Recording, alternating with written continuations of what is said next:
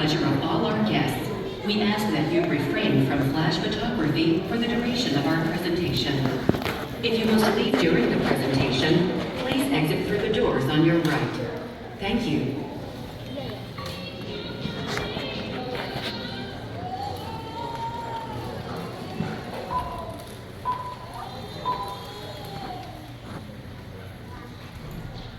This is the firing room, launch control for the Apollo missions. This is not a mock-up. These are the very consoles we sat at when men first took off to fly to the moon. The tragedy of Apollo 1 had put us a year and a half behind. We were making up for it in one big leap, and we were doing it with a rocket that no man had ever flown before.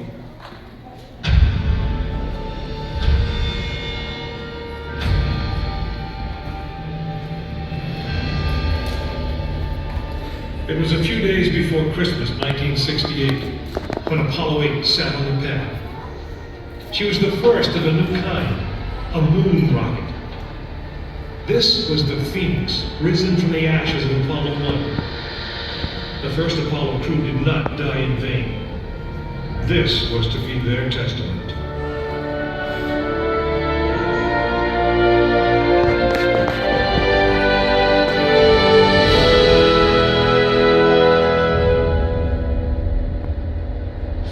Stories high, she had been fully fueled throughout the night. The liquid oxygen in her tanks caused ice to form on the outside of the craft. The extreme temperature differences between the air and the sub-zero fuel caused the metal skin of the rocket to expand and contract. Everyone who was on the pad agreed. It was as though the rocket was alive, breathing, straining at the leash. Earlier in the morning, astronauts Frank Borman, Jim Lovell, and Bill Anders had made their final preparations before taking that long ride out to the waiting spacecraft. The minimum safe distance from a Saturn V at liftoff was 3 miles. The reason was simple. When fully fueled, the rocket contained the explosive power of an atomic bomb. As the clock counted down, the astronauts and all of us in launch control went through the pre-flight checks, our hands on the controls of the most powerful, most complex machine ever built. It had over 2 million separate systems, and to bring these men back alive, everything had to work perfectly.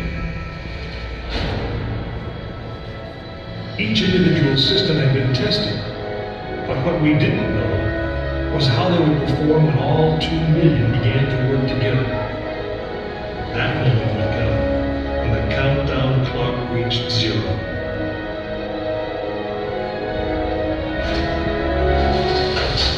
If a maneuvering thruster failed, if communications broke down, if navigation was off by 1 degree, if any piece of the miles of wiring, circuits, relays, or valves was defective, Frank Borman, Jim Lovell, and Bill Anders would pay with their lives.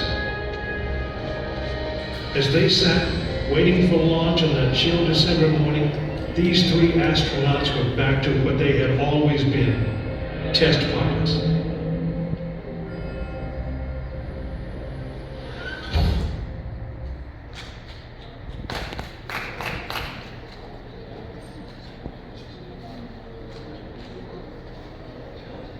You are now in the final minutes before the launch of Apollo 8, right here where it actually happened.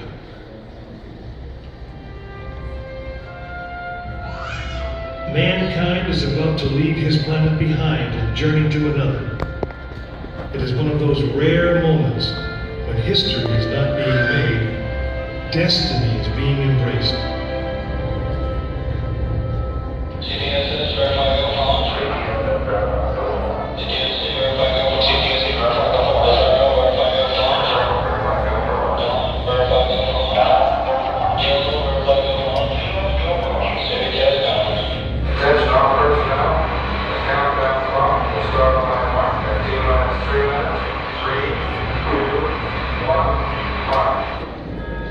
This is launch control, T-minus 3 minutes and counting.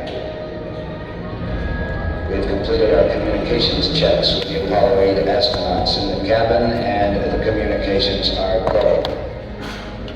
And we're about to play off the land bar. Go on.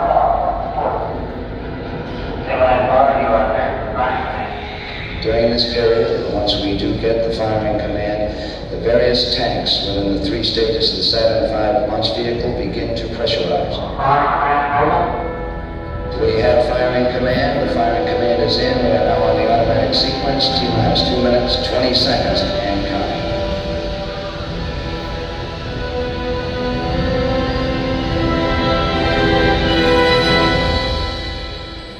Our status board indicates that all aspects are ready. Instrument unit is ready. Spacecraft ready.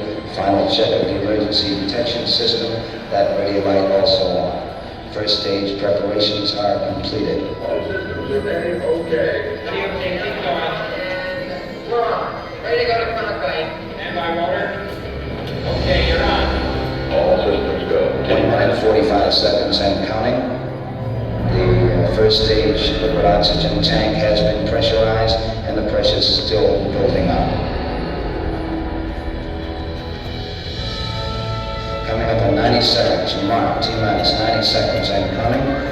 The Apollo 8 crew standing by, Spacecraft Commander Frank Borman, Jim Lovell, Bill Andrews. We now report that the liquid hydrogen tank on the third stage is pressurized. 1 minute 15 seconds.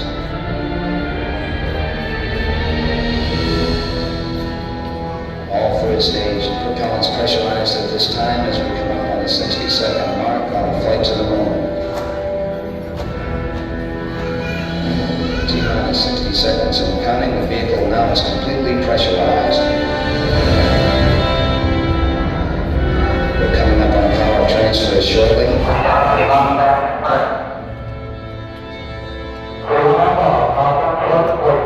We have the power transfer. We're now on the flight batteries within the launch vehicle.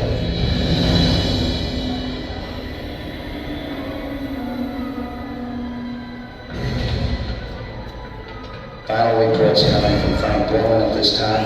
Final look at the switch list aboard the spacecraft. 20 seconds, all aspects. We are still go at this time. T-minus 15, 14, 13, 12, 11, 10, 9. We have ignition sequence start. The engines are on. 4, 3.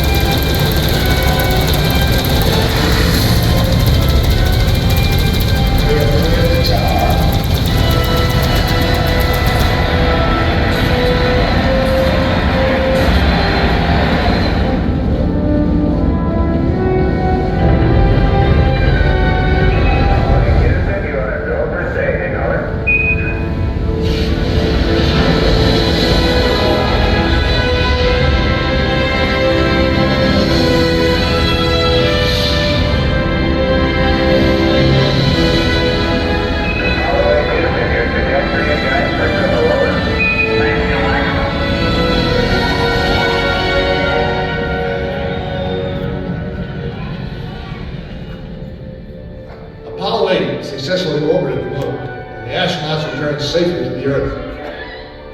I know. I'm Jim Lovell, and I was one of the crew of this spacecraft, Apollo 8. We were the first men to see the surface of the moon from just a few miles away. But it was the hundreds of thousands of men and women who worked on that team, and the millions of people who supported the mission that really made it possible.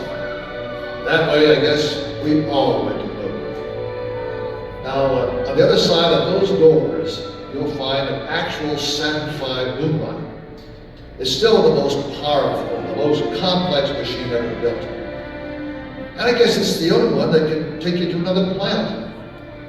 I actually got to fly one on a second flight to the moon called Apollo 13. But that's another story.